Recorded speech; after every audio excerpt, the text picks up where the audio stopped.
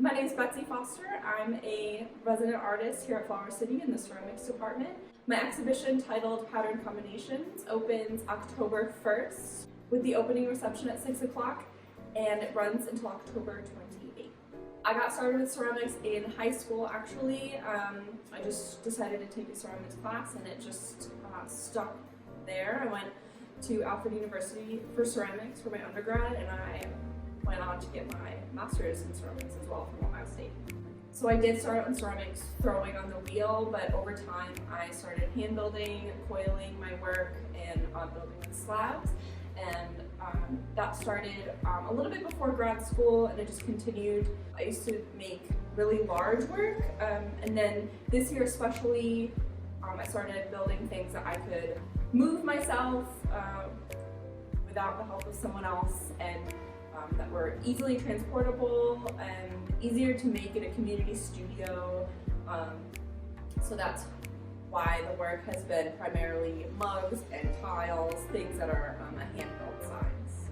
Patterns like the grid and polka dots have been present in my work for years now, whether I have obscured them with running glazes or layered them over each other until they're not recognizable anymore. I have pulled some of that layering back this past year to make things a bit more recognizable. The grid is definitely still present, but I've brought in other patterns like leaves and a bit of flowers, but still having some of that abstract grid work on some of the other forms, and just the combination of that, the obscured patterns with the work that is now a recognizable grid with leaves and foliage, matching that work together and combining it in one gallery space for the show, and the combination of that is where the title came from. So here I've taught intro to wheel, and I have taught previously.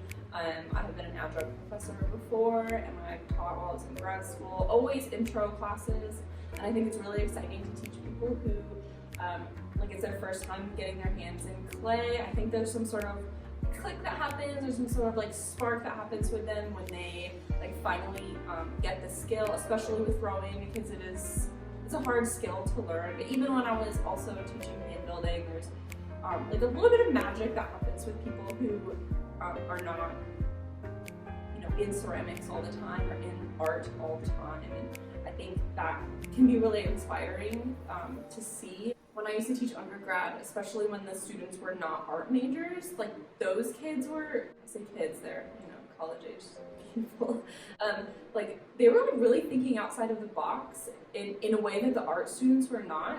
So it was just, that's like really exciting to see, and I think it's, it makes me wish that I would start thinking differently. The functional work, like the mugs and the vases, and there's plates as well, versus the tile work that's just like a wall installation. So with the functional work, I think I would love people to want to use them and want to hold them in their hands and just like incorporate them into their everyday lives. With the tiles, it's a little bit harder. I think that those things can still be thought of as objects that you would have in your home. Maybe you would put on the wall, just like a painting or something like that. So I'm still sort of thinking through and figuring out how these two different things are like one body of work and how they can exist together. So I would hope that people would just want to use the work or have the work in their home in general, no matter if it's the mug or the tile.